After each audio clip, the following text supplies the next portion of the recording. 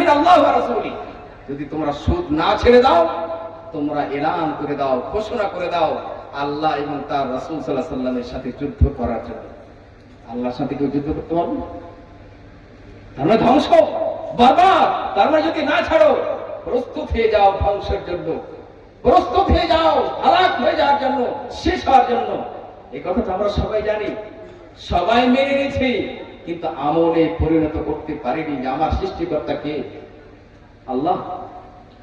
আমার ভাগ্যে যতটা খাবার লেখা আছে, যতটা দানা লেখা আছে, এবং যেখানে যেখানে লেখা আছে, যতক্ষণ পর্যন্ত ওই খানাটা শেষ না হবে এই দুনিয়া থেকে বিদায় হব। এটাই সত্য। যখন এটাই সত্য, তাহলে কেন ডানে বাঁয়ে যাওয়ার চেষ্টা করব? হালাল পদ্ধতিতে কামান, আল্লাহর পক্ষ থেকে বরকত আসে, মনে শান্তি পায়, মনের জগতে শান্তি পাওয়া যায়। মাননীয় মুসলিম সমাজ, আরেকটা ঘটনা, আব্দুর রহমান বিন আউফ রাদিয়াল্লাহু তাআলা আনহু, আব্দুর রহমান বিন আউফ রাদিয়াল্লাহু তাআলা আনহু ওই 10 জন সাহাবাদের মধ্যে একজন ছিলেন যিনাদেরকে একই বৈঠকে জান্নাতের খুশখবরি শুনিয়ে দেওয়া হয়েছে। জান্নাতি সাহাবী আব্দুর রহমান বিন আউফ, সমস্ত সাহাবা জান্নাতি, কিন্তু এই একই বৈঠকে একই মজলিসে 10 জনের ব্যাপারে নবী সাল্লাল্লাহু আলাইহি ওয়াসাল্লাম বলেছিলেন, আবু বকর ফিল জান্নাহ, ওমর ফিল জান্নাহ, উসমান ফিল জান্নাহ, আলী ফিল জান্নাহ, এই করে 10 জনের নাম নিয়েছিলেন। তার মধ্যে ছিলেন আব্দুর রহমান বিন আউফ রাদিয়াল্লাহু তাআলা আনহু। উনি বলছেন, বদরের যুদ্ধের সময়তে, দ্বিতীয় হিজরিতে বদরের যুদ্ধ হয়।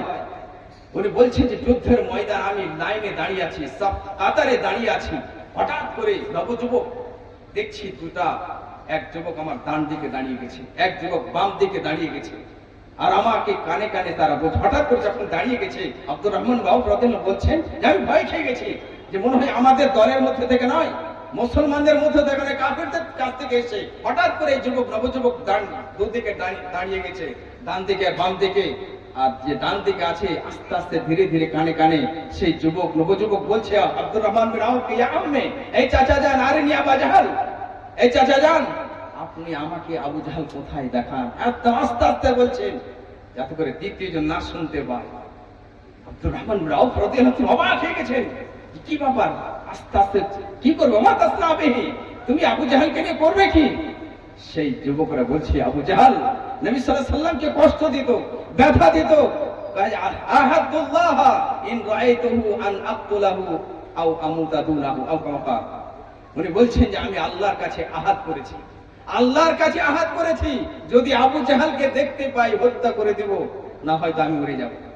যুবক, নবযুবক, তার মধ্যে এত আল্লাহর ইজ্জত, সম্মান এবং নবী সাল্লাল্লাহু আলাইহি ওয়াসাল্লামের ব্যথা নিয়ে সেই যুবক দাঁড়িয়ে গেছে, এই দুনিয়াতে থাকবো না তো এই দুনিয়াতে যদি আমি বেঁচে থাকি, এই আবু জাহালকে শেষ করে দেব, নচেত আমি দুনিয়া থেকে মারা যাব।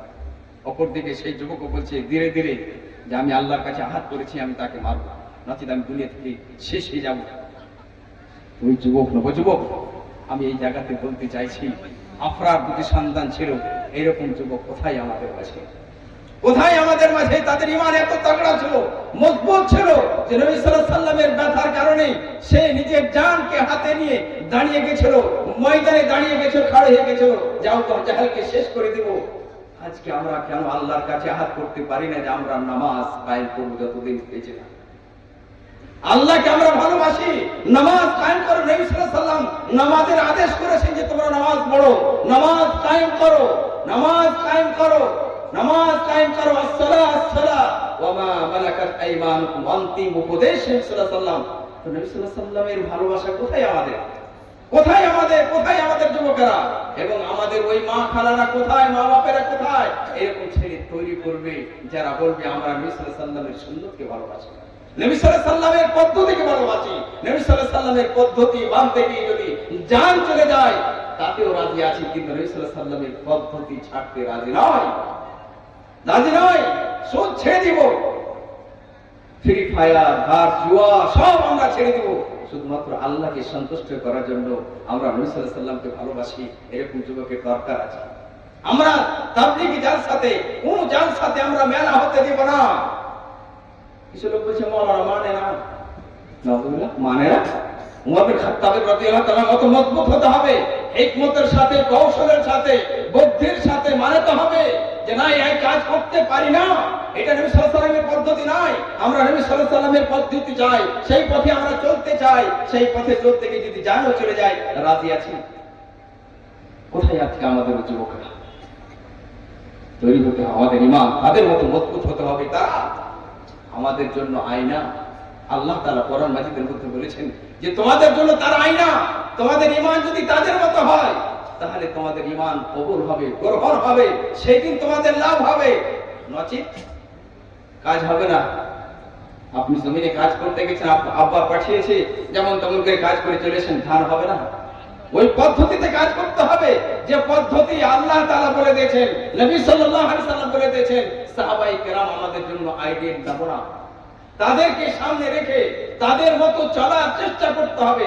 তারপরে যদি কোনো জায়গায় মিস্টেক হয়ে যায়, ভুল হয়ে যায়, তো আল্লাহকে আমরা ডেকে বলবো, ইয়া গাফফার, এই ক্ষমাশীল, ইয়া গফুর, এই ক্ষমাশীল, ইয়া রহমান, ইয়া রহিম, এই বড় দয়ালু আল্লাহ, তুমি আমাদের উপর দয়া করো, ক্ষমা করে দাও, মাফ করে দাও। আল্লাহ ক্ষমা করে দেবে। মাননীয় মুসলিম সমাজ, চমৎকার ঘটনা আমি মা খালাদেরকে দিকে বলি, এবং আমাদের সবারই শিক্ষা আছে। উম্মে সুলাইম রাদিয়াল্লাহু আনহা, একদিনকার ঘটনা, সেই বুখারী হাদিস, সব সমস্ত এই বুখারী হাদিস। উম্মে সুলাইম রাদিয়াল্লাহু আনহা, এই ফ্যামিলিটা মুবারক ফ্যামিলি। এই ফ্যামিলির যখনই কথা আসে এত মজা লাগে, মনটা ফ্রি হয়ে যায়, খুশির সাগরে, আনন্দের সাগরে ভাসতে লাগে। উম্মে সুলাইম রাদিয়াল্লাহু আনহা, ওনার স্বামী আবু তালহা রাদিয়াল্লাহু তাআলা আনহু, উম্মে সুলাইম রাদিয়াল্লাহু তাআলা আনহুর সন্তান আনাস বিন মালিক রাদিয়াল্লাহু তাআলা আনহু 10 বছর নবী সাল্লাল্লাহু আলাইহি সাল্লামের খিদমত করেছিলেন। উম্মে সুলাইম রাদিয়াল্লাহু তাআলা আনহু নিজের সন্তানকে নবী সাল্লাল্লাহু আলাইহি সাল্লামের কাছে নিয়ে গেলেন আর বললেন, নবী সাল্লাল্লাহু আলাইহি সাল্লাম, আমার কাছে তেমন কিছু নাই যে গিফট দিব আপনাকে, এই সন্তান আপনাকে গিফট রূপে দিলাম, আপনার সেবা করবে, খিদমত করবে। হে মা খালারা, কি কারণে? আল্লাহর কাছে নেকি পাবো এই উদ্দেশ্যে, আল্লাহর কাছে যেন আমার সম্মান হয়, জান্নাত যেতে পারি, দুনিয়াতে কামিয়াব হতে পারি, তার জন্য উম্মে সুলাইম রাদিয়াল্লাহু আনহা নিজের সন্তানকে নবী সাল্লাল্লাহু আলাইহি সাল্লামের হাতে তুলে দিয়েছিলেন আর বলেছিলেন, এই সন্তান আপনার সেবা করবে, খিদমত করবে। উম্মে সুলাইম রাদিয়াল্লাহু তাআলা আনহা মুজাহিদা ছিলেন, জিহাদের ময়দানে উনি যেতেন। মা খালারা, জিহাদের ময়দানে উনি যেতেন, উনি ধৈর্যশীলা ছিলেন, এত বেশি ওনার মধ্যে সবর ছিল। আমি তো কোনো সময় অবাক হয়ে যাই হাদিসটা পড়ার পরে, আর মনে মনে ভাবি যে আমিও তো পারতাম না, কিন্তু এই ঘটনার পরে আজকে আমি পারবো ইনশাআল্লাহ। উম্মে সুলাইম রাদিয়াল্লাহু আনহা বলছেন, আমার সন্তান অসুস্থ হয়ে গেছে, ব্যথা পাচ্ছে, কষ্ট পাচ্ছে। এই সময়তে একটু আমাদেরকে তাকান, এই সময়তে উম্মে সুলাইম রাদিয়াল্লাহু আনহা বলছেন যে আমার সন্তান অসুস্থ হয়ে পড়েছে, কষ্ট পাচ্ছে, ব্যথা পাচ্ছে। এই মুহূর্তে আমার স্বামী আবু তালহা রাদিয়াল্লাহু তাআলা বাড়ি থেকে বেরিয়ে চলে গেলেন। বাড়ি হয়ে বের হয়ে যাওয়ার পরে এই সন্তান মারা যায়। মরে যাওয়ার পরে, দুনিয়া থেকে বিদায় হয়ে যাওয়ার পরে উম্মে সুলাইম রাদিয়াল্লাহু তাআলা আনহা নিজ হাতে এই সন্তানকে গোসল দিচ্ছেন, নিজ হাতে এই সন্তানকে গোসল দিচ্ছেন, নিজ হাতে কাফন পরাচ্ছেন। গোসল দিয়ে কাফন পরিয়ে বাড়ির এক কর্নারে রেখে দিচ্ছেন। যখন স্বামী বাড়ি থেকে বাইরে থেকে ফিরে আসছেন, আবু তালহা রাদিয়াল্লাহু তাআলা আনহু, একটু তাকান আমার দিকে, আবু তালহা রাদিয়াল্লাহু তাআলা আনহু বাইরে থেকে বাড়ি ফিরে আসছেন, এসে জিজ্ঞাসা করছেন, সন্তান কেমন আছে, আমার ছেলে কেমন আছে? উনি বলছেন, আসকান মিন মাকান, আসকান মিন মাকান, আগেকার থেকে ভালো আছে। এই জায়গাতে চমৎকার একটা জিনিস, যে মাকালাম আমরা নিজের ভাষাকে কন্ট্রোল রাখি না, যা ইচ্ছা তাই করে ফেলি। উম্মে সুলাইম রাদিয়াল্লাহু আনহা আমাদের জন্য আয়না, আদর্শ। নিজের স্বামী এসে জিজ্ঞাসা করছেন যে আমার সন্তান কেমন আছে? উত্তর বলছেন, হুয়া আসকানু মিন মাকান, আগেকার থেকে ভালো আছে।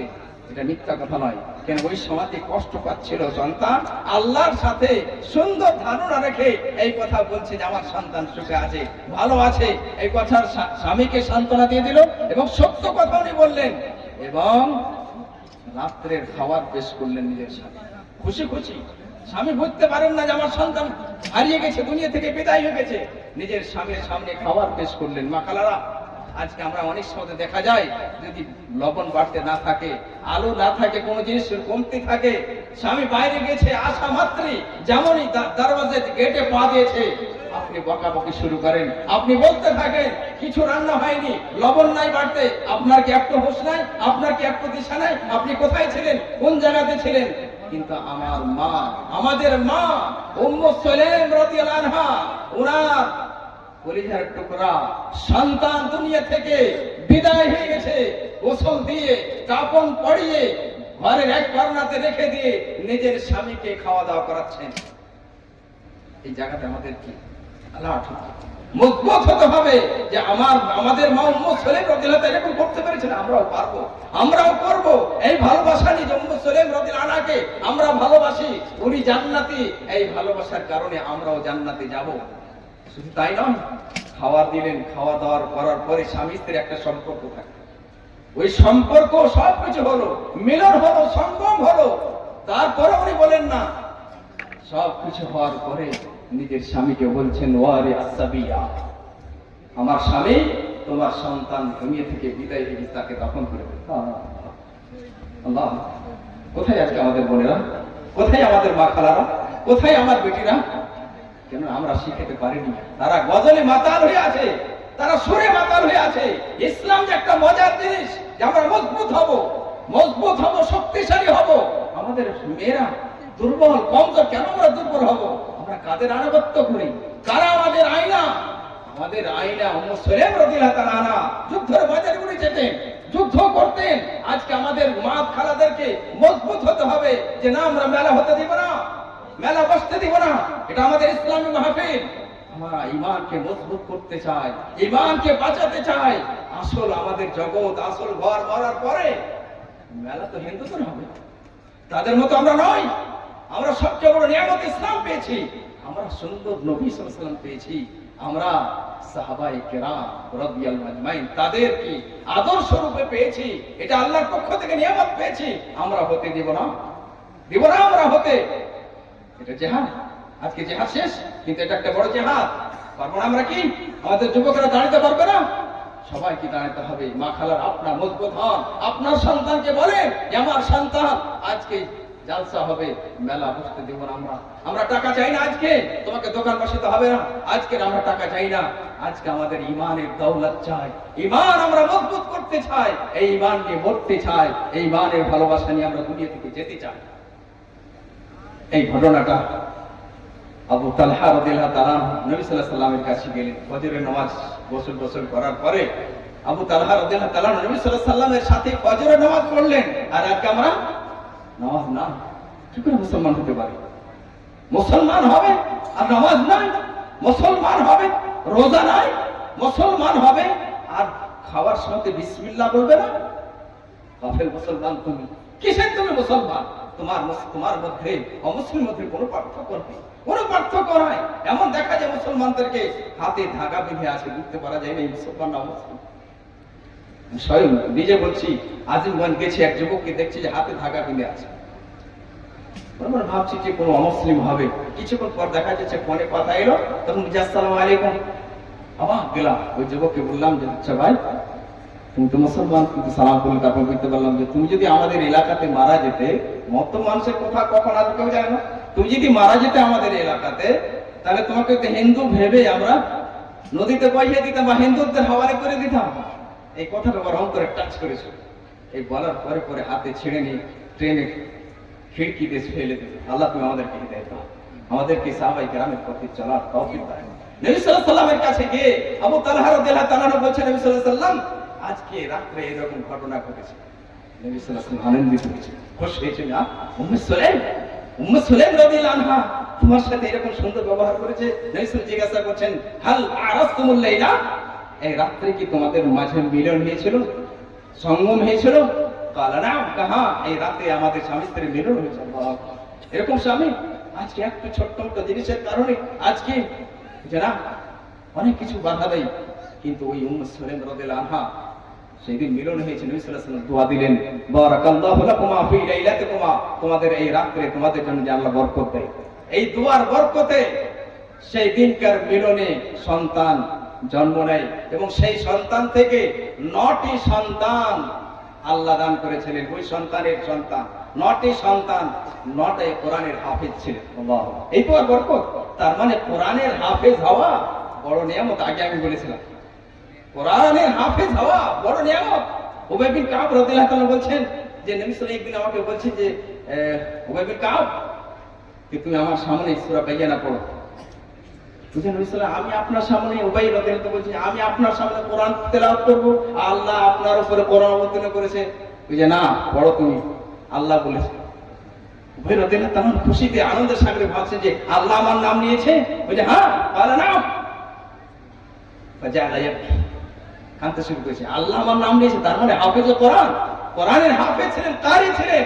এই কোরআনের বরকতে আল্লাহ আরশের উপরে নাম নিয়েছে। আল্লাহ, তার মানে বোঝা যায় যারা কোরআনের হাফেজ, কোরআনের তেলাওয়াত করে দুনিয়া দেখাবার জন্য, আখিরাতের জন্য, আমল করার জন্য, মানুষকে শিক্ষা দেওয়ার জন্য, মানুষকে ভালো পথ দেখার জন্য, জান্নাতের পথে ডাকার জন্য, জান্নাতের পথে আনার জন্য, জাহান্নাম থেকে বাঁচার জন্য যারা কোরআন পড়ে, হাদিস পড়ে, আর কি কিছু এরকম বক্তা হয়েছে বলতে, আমাকে বলতে দেন আজকে, যে তারা মানুষকে পাগল করতে চায়, ভাইরাল হতে চায়, মানুষের কাছে মশহুর হতে চায়। না, কি করবেন আপনি মশহুর হয়ে? কয়েকদিন পর মারা যাবেন। আসলে আমাদের উদ্দেশ্য যেন দুনিয়াতে আমরা কামিয়াব হতে পারি, মরার পরে আমরা কামিয়াব হতে পারি। মাননীয় মুসলিম সমাজ, আবু তালহা রাদিয়াল্লাহু তাআলা ওনার একটা ঘটনা শুনে, ওনার স্ত্রী, তার জন্য আমি ফেভারিট, খুব মজা লাগে। আনাস রাদিয়াল্লাহু তাআলা মালিক রাদিয়াল্লাহু তাআলার সন্তান, উম্মে সুলাইমের সন্তান আবু তালহা রাদিয়াল্লাহু তাআলা, ওনার ঈমান কত তাগড়া ছিল, মজবুত ছিল ঈমান। আজকে আমার ঈমানের তুলনা করো। কোরআন মাজিদের মধ্যে আয়াত অবতীর্ণ হয়েছে, লান তানালুল বিররা হাত্তা তুনফিকু মিম্মা তুহিব্বুন, লান তানালুল বিররা হাত্তা তুনফিকু মিম্মা তুহিব্বুন। আল্লাহ তাআলা কোরআন মাজিদের মধ্যে বলছেন, তোমরা অতক্ষণ নেকি পেতে পারো না, কখনো তোমরা নেকি পেতে পারো না যতক্ষণ তোমরা তোমার প্রিয় জিনিস, মাহবুব জিনিস, ভালোবাসার জিনিস আল্লাহর পথে খরচ না করো। এই জায়গাতে আমরা একটু জাগি, আমরা আল্লাহর পথে যখন খরচ করতে যাই কি করি? ধান এসেছে, যে ধানগুলোতে একটু মাটি টাটি দিকে আছে, এই ধানগুলো পুকুরকে দেবে, করি না? আয়াত অবতীর্ণ হয়েছে যে তোমরা কখনো নেকি পেতে পারো না যতক্ষণ আল্লাহ তোমার কাছে প্রিয় জিনিস, মাহবুব জিনিস, তোমার কাছে খুবই ভালোবাসার জিনিস, খুবই প্রিয়, খুবই ভালোবাসার জিনিস, ওই জিনিসকে আল্লাহর পথে খরচ না করো। আয়াত যেমনই অবতীর্ণ হয়েছে, সাহাবায়ে কেরাম অর্থ বুঝতেন, তাদের ঈমান মজবুত ছিল, তাদের ঈমান মজবুত ছিল এবং তাদের কাছে ইলম ছিল, তাদের কাছে, তার মানে বক্তব্য তাদের কাছে শুনতে হবে যাদের কাছে ইলম আছে, যাদের কাছে কিছু। তো এরকম লোক আছে যে আসলে বাংলা বলতে পারে, কতগুলো বলার লোক আছে, বলতে গেলে বক্তা হয় না। কোরআন হাদিসের একটা মজা আছে, ওই জায়গাগুলোতে শিখাই না আলেমের কাছ থেকে, যাদের কাছে ইলম আছে। তো সাহাবায়ে কেরাম রাদিয়াল্লাহু আনহুম, তাদের কাছে ইলম ছিল, শরীয়তের জ্ঞান ছিল। আয়াত অবতীর্ণ হওয়া মাত্রই বুঝতে পারলেন যে না, অতক্ষণ পর্যন্ত আমি নেকি পেতে পারি না যতক্ষণ আমি আমার কাছে প্রিয় জিনিস আল্লাহর পথে খরচ না করব।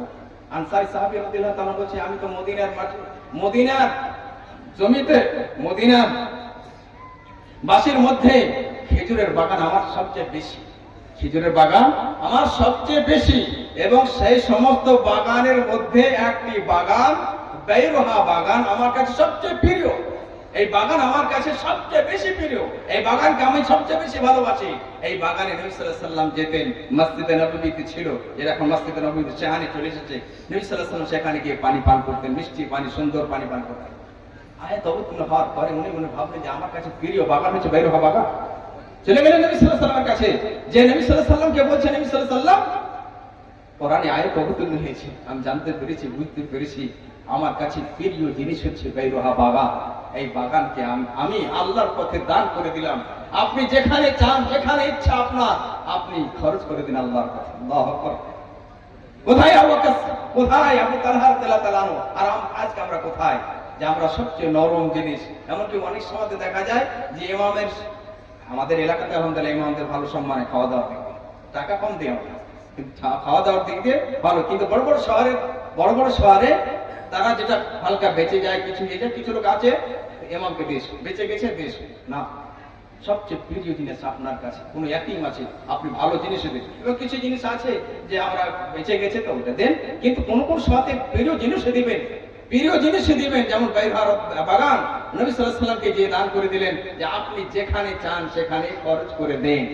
এখান থেকে বোঝা যায় একটা জিনিস, যে যেখানে সেখানে খরচ করতে হয় না, সুটেবেল সুন্দর জায়গাটা খোঁজ করতে, কোন জায়গাতে আমি খরচ করব। এই জায়গাতে একটা কথা বলি, আমাদের জালসা জুলুস হতে গেলে মানুষ বেশিরভাগ আমাদের মা খালারা যারা বয়স হয়ে গেছেন বলে কোরআন দিয়েছিল, শুধু বারবার কোরআন আসবে। অনেক সময় দেখা যায় যে কোরআনের সেরকম দরকার নাই, সেখানে কোরআনের সেরকম দরকার নাই, ওই জায়গাতে টাকার দরকার আছে, তা আপনাকে সেটা বুঝতে হবে। আর একটা উদাহরণ দিই, যে আমি অনেক দূর সফর করে এসেছি বা কোনো মানুষ সফর করে এসেছে, ওই সময় আমাকে খিদা লেগেছে, ওই সময় আমাকে কিছু খাবার দরকার, সেটা না করে আপনি অন্য কিছু করছেন, তো আমার জন্য খাবার ব্যবস্থা করেন। তো দানের ক্ষেত্রে আপনাকে ভাবতে হবে যে কোন জিনিসটা দান করলে ভালো আছে। আপনার প্রতিবেশী আছে, অসুখী পড়ে আছে, অসুখী পড়ে আছে, এলাজ করতে পারেন, টাকা না, তাকে এলাজের জন্য কিছু টাকা, তাহলে ওই লোকটার অন্তর থেকে দোয়া বের হবে, আল্লাহর আশকে ঘিরে যাবে, আপনার দুনিয়াও ভালো হবে, আখিরাতও ভালো হবে। তো নবী সাল্লাল্লাহু আলাইহি ওয়াসাল্লাম যে বলছেন যে যেখানে আপনার ভালো সেই জায়গাতে আপনি খরচ করে দেন। নবী সাল্লাল্লাহু আলাইহি ওয়াসাল্লাম কি উত্তর বললেন? যে আবু তালহা, তুই এক কাজ করো, তুমি তোমার আত্মীয়দের মাঝে এই মালটাকে বন্টন করে দাও। তোমার আকারিব রিশতেদার, তোমার আত্মীয় স্বজনের মধ্যে এই মালটাকে বন্টন করে দাও। এখানে চমৎকার একটা জিনিস জানতে পারলাম, যে আজকে আমরা কিছু টাকা পয়সা হতে গেলে কাদের মাঝে খরচ করি? অন্যের উপরে। নিজের আত্মীয় স্বজনকে ছেড়ে দিচ্ছি, এরাকে দেবো না, ভাইকে দেবো না, বোনকে দেবো না, এরা বদমাশ, অমুক, সময় কিছু হয়ে থাকে হালকা ফুলকা হোক, তারপরে তাদের উপরে খরচ করুন, তারা সবচেয়ে বেশি আপনার অধিকার, সে হকদার, তাতে বেশি নেকি আছে আপনার জন্য। নবী সাল্লাল্লাহু আলাইহি ওয়াসাল্লাম এই কাজ করলেন না যে দাও আমি খরচ করতে, বলি তুমি তোমার আত্মীয় স্বজনের মাঝে, তোমার রিশতেদারের মাঝে, তোমার আকারিবের মাঝে সেটাকে বন্টন করে দাও। তাহলে আমরাও যেন এই কাজগুলো করতে পারি, ছোট ছোট নেকিগুলো। মাননীয় মুসলিম সমাজ, খায়বারের যুদ্ধের সময়তে সাহাবায়ে কেরাম রাদিয়াল্লাহু আজমাইন যুদ্ধের ময়দানে গেছেন, যুদ্ধের ময়দানে গেছেন, খিদা তাড়না বরদাস্ত করতে পারে না, এত খিদা লেগেছে। সাহাবা বলছেন আসাবানা জুলুন শাদীদ, এত খিদা লেগেছে, খিদার তাড়না আমরা বরদাস্ত করতে পারি না, আর সহ্য হয় না। এরকম দিন আমাদের এসেছে। হঠাৎ একটু হালকা ফুলকা বিপদ আপদ আসতে গেলে আমরা ভেঙে পড়ি, বলি নামাজ পড়ি, রোজা রাখি, কেন আল্লাহর পক্ষ থেকে সাহায্য না। সাহাবায়ে কেরাম কিভাবে কষ্ট করেছেন, কষ্টের পথে চলেছেন, বিপদ আপদ এসেছে, যুদ্ধের ময়দানে আছে, খিদা তাড়না সহ্য করতে পারেন না। গাধার জবাই করে মাংস রান্না হতে শুরু হয়েছে, কিছু রান্না হয়ে গেছে, কিছু কাঁচা আছে, কিছু রান্না হয়ে গেছে, কিছু কাঁচা আছে। এই মুহূর্তে, এই সময়তে নবী সাল্লাল্লাহু আলাইহি সাল্লামের কাছ থেকে আদেশ চলে এলো যে গাধার মাংস হারাম। তার আগে হালাল ছিল। খিদার তাড়না একদিকে, অপরদিকে মাংস রান্না হয়ে গেছে, কিছু কাঁচা আছে। এই সময়তে আদেশ চলে এলো নবী সাল্লাল্লাহু আলাইহি সাল্লামের কাছ থেকে যে গাধার মাংস হারাম হয়ে গেল। এই সময়তে সাহাবায়ে কেরাম রাদিয়াল্লাহু আনহু আজমাইন, খিদা তাড়না এবং মাংস রান্না হয়ে গেছে, এই কথা কেউ বললেন না যে নবী সাল্লাল্লাহু আলাইহি সাল্লাম রান্না তো হয়ে গেছে, খিদাও আছে, এবারকার মতো খেয়ে ইয়ার পরে দেবে, এরপর থেকে আমরা খাবো না।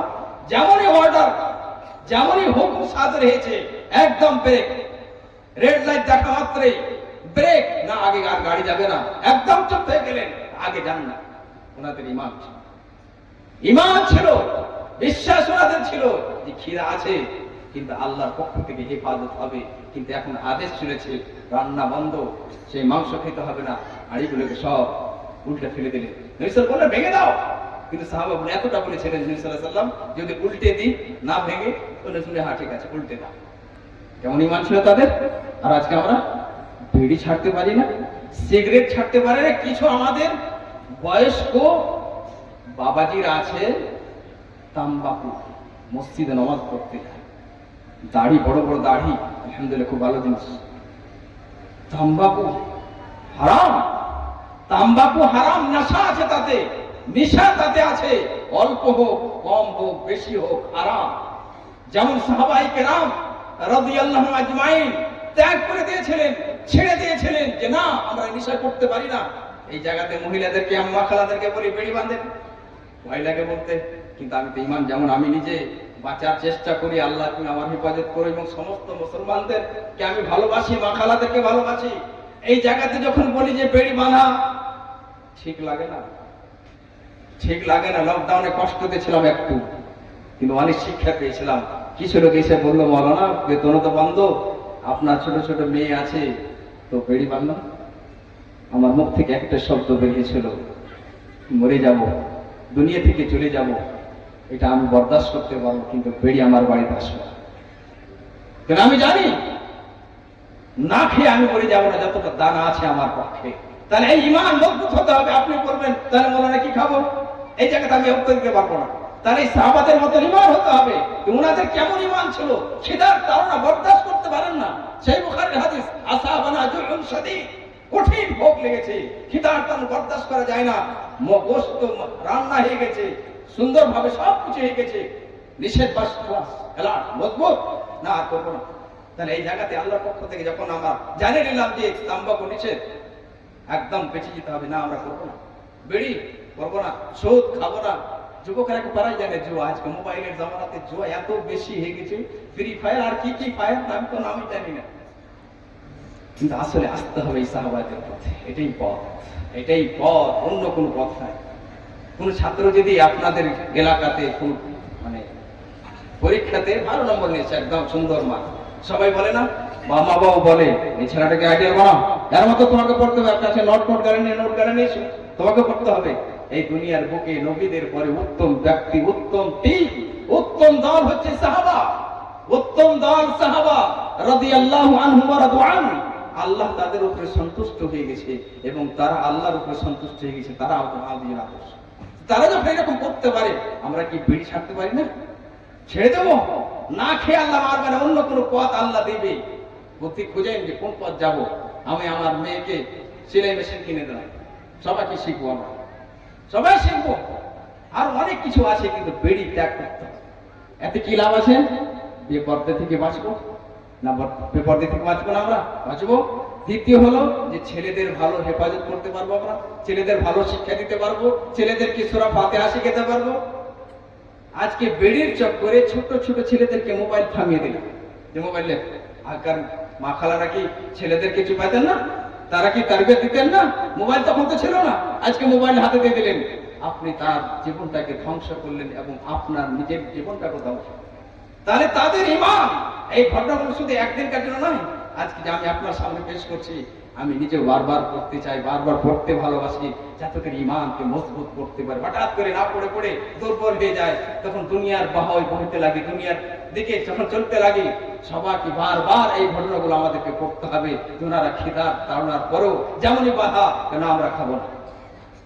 আরেকটা ঘটনা শুনি, আনাস বিন মালিক রাদিয়াল্লাহু তাআলা, ওই যে সুন্দর পরিবার, আনাস বিন মালিক রাদিয়াল্লাহু তাআলা বলছেন যে একদিন, সেই বুখারীর হাদিস, সমস্ত যত হাদিস বললাম সব সেই বুখারীর হাদিস, সেই মুসলিমের হাদিস। আনাস রাদিয়াল্লাহু তাআলা, আনাস বিন মালিককে, এটা মনে রাখবেন, এটাও ভালোবাসি। নবী সাল্লাল্লাহু আলাইহি সাল্লামকে আমরা ভালোবাসি তো, ভালোবাসি, সবাই ভালোবাসি তো। নবী সাল্লাল্লাহু আলাইহি সাল্লামকে ভালোবাসি, এবং যারা নবী সাল্লাল্লাহু আলাইহি সাল্লামকে ভালোবেসেছেন এবং যারা ভালোবাসে তাদেরকে আমরা ভালোবাসি, এবং যারা নবী সাল্লাল্লাহু আলাইহি সাল্লামকে ভালোবাসেনি এবং যারা এখন ভালোবাসে না তাদেরকে আমরা ভালোবাসি না। এটা ইসলাম, এটাই রূল, এটাই মাপকাঠি। কিন্তু আজকে দেখা যায় ভোটের কারণে, সিয়াসতের কারণে অন্য লোকের সাথে আমাদের সম্পর্ক। আনাস বিন মালিক রাদিয়াল্লাহু তাআলাকে কেন আমরা ভালোভাবে মনে রাখবো, নিজের সন্তানদেরকে শিখাবো? যে উনি 10 বছর নবী সাল্লাল্লাহু আলাইহি সাল্লামের খিদমত করেছিলেন। 10 বছর উনি খিদমত করেছিলেন। তার জন্য আমরা সেই সাহাবীকে আমরাও ভালোবাসি, আর এই ভালোবাসা নিয়ে আমরা ওই সাহাবীর সাথে জান্নাতে যাব ইনশাআল্লাহ। আনাস বিন মালিক রাদিয়াল্লাহু তাআলা বলছেন যে একদিন, তখন সারা মদ হারাম হয়নি, একদিন কি করলাম, আবু তালহা রাদিয়াল্লাহু তাআলার বাড়িতে আমরা মদ পরিবেশন করছি, সবাই বসে আছে, মদ সবাইকে পান করাচ্ছেন, পরিবেশন করছেন। এই মুহূর্তে একটা ধ্বনি ভেসে আসছে, মদ পরিবেশন করছেন, এই সময়তে একটা ধ্বনি কানে ভেসে আসছে, ইন্নাল খামরা কাদ হুররিমাত, ইন্নাল খামরা কাদ হুররিমাত, মদ হারাম করে দেওয়া হয়েছে, মদ হারাম করে দেওয়া হয়েছে। যারা মদ পান করি, জুয়া খেলি, নানা রকমের কি কি মদ আছে, সবাই এই হাদিসটাকে পড়ুন আর চিন্তা করুন। আনাস রাদিয়াল্লাহু তাআলা বলছেন, যেমনই আমাদের কানে এই শব্দ, এই ধ্বনি ভেসে এলো, ইন্নাল খামরা কাদ হুররিমাত, মদ হারাম করে দেওয়া হয়েছে, আবু তালহা রাদিয়াল্লাহু তাআলা বলছেন, কুম ইয়া আনাস ফাহারিকতুহা, দাঁড়াও আয় আনাস, তুমি এই হাড়িগুলো, এই মাটকাগুলোকে বহিয়ে দাও। ফাহারিকতুহা, যেমন বললেন আমি বহিয়ে দিলাম। এখানে দুটো জিনিস চমৎকার ভাবে দেখবেন, যে আবু তালহা রাদিয়াল্লাহু তাআলা যেমনই কানে এই ধ্বনি এলো, ইন্নাল খামরা কাদ হুররিমাত, মদ হারাম করে দেওয়া হয়েছে, মদ হারাম করে দেওয়া হয়েছে। আবু তালহা রাদিয়াল্লাহু তাআলা একটুকু তার মাইন্ডে এই কথাটা এলো না, একটু জিজ্ঞাসা করি, তো তাহকিক তো করি যে এই ঘটনার সত্য না মিথ্যা। কে জানি একজন বলছে হতে পারে না, নাই পান করি পরে দেখা যাবে, এই কথা বলেন। যেমন অর্ডার, যেমনই আদেশ পেয়ে গেছে, তা বলছে আনাস কম, আনাস দাঁড়িয়ে যাও। আর যেমন উনি বলেছেন আনাস তুমি দাঁড়িয়ে যাও, উনিও দাঁড়িয়ে গেলেন। উনি এই কথাটা বললেন না যে একটু দেখি কি খবরটা। আজকে আমরা বারবার সুদ, ওলামায়ে কেরাম বলছেন সুদ হারাম, সুদ হারাম, মা বাবার নাফরমানি হারাম, মেয়েদেরকে স্ত্রীর উপর অত্যাচার করা হারাম, হারাম। কানে একটুকু সেই কথাটা জাগে না, এক কানে শূন্য উপর কান দিয়ে বের করতে হবে। আনাস রাদিয়াল্লাহু আরাফ কহা, মদকে বহিয়ে দিলাম মদিনার গলি, তো বন্যা এসে গেল। তাদের ছিল ইমান, ইমান মজবুত তাগড়া ছিল। কোথায় আছে আমরা? এই ইমান নিয়ে বাঁচতে পারবো? এই ইমান নিয়ে আমাদের জীবন সুন্দর হবে, আমাদের সমাজ আদর্শ হবে? এই ইমান নিয়ে কি আমরা আখিরাতকে বাঁচাতে পারবো? না, কখনো কোনোদিন না। যতক্ষণ পর্যন্ত তাদের মতো আমাদের ইমান না হবে, তাদের মতো ইমান হতে হবে। তার জন্য বলতে ভয় লাগছে এই বেড়ি বন্ধ করেন, আমাকে তো গালি দেবে, কিন্তু আমি তো এতটা বলবো যে আমি আপনাকে ভালোবাসি, এ যুবক আমি তোমাকে ভালোবাসি, হে যুবক তোমাকে ভালোবাসি, হে মা খালা আমি আপনাদেরকে ভালোবাসি, এই ইসলামের দিকে টানতে চাইছি, এই সাহাবায়ে কেরামের দিকে চাইছি। আমি আমার দিকে টানতে বলি না, আমি আমার দিকে বলি না। আবু বকর সিদ্দিক রাদিয়াল্লাহু তাআলা আনহুর পথে আমাদেরকে চলতে হবে, ওমর বিন খাত্তাব রাদিয়াল্লাহু তাআলা আনহুর পথে চলতে হবে, এবং তাদের জীবনী পড়তে হবে, আমাদেরকে পড়তে হবে, জানতে হবে। কিন্তু আজকে মসজিদে প্রোগ্রাম করেন, ওলামায়ে কেরামকে ডাকেন, আধ ঘন্টার প্রোগ্রাম, এই যে লম্বা লম্বা প্রোগ্রাম, কোনো লাভ নেই। এত লম্বা প্রোগ্রামে লাভ নাই।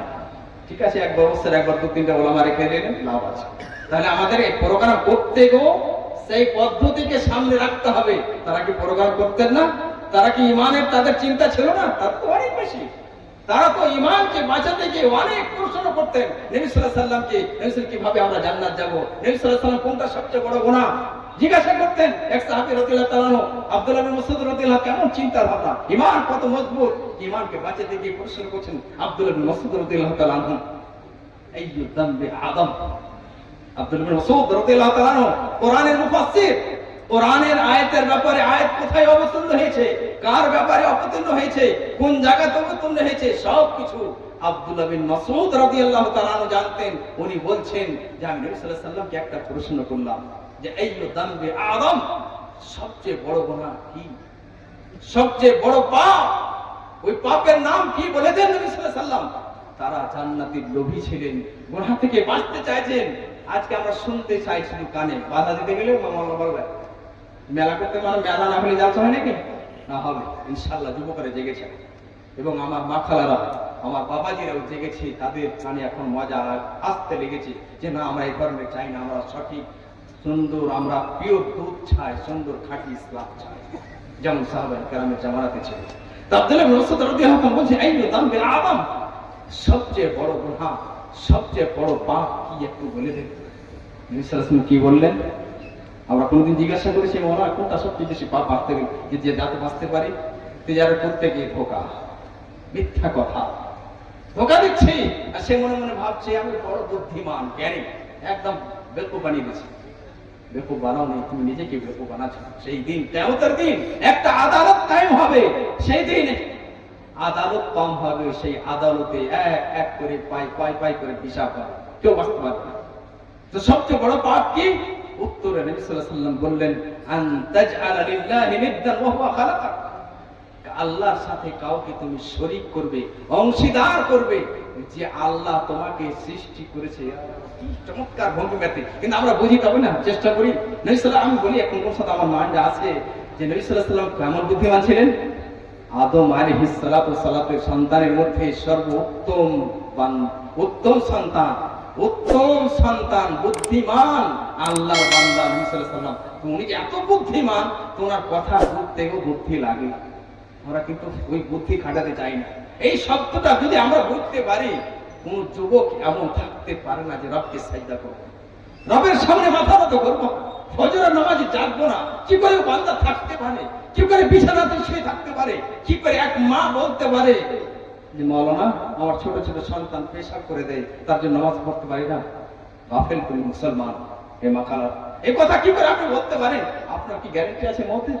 হাদিসের মাঝে সত্যটা দেখেন, রাসূল কি বলছেন? আনতা জাআলা লিল্লাহি নিদ্দান ওয়া হুয়া খালাকাক, তুমি আল্লাহর সাথে কাউকে অংশীদার করবে যে আল্লাহ তোমাকে সৃষ্টি করেছে।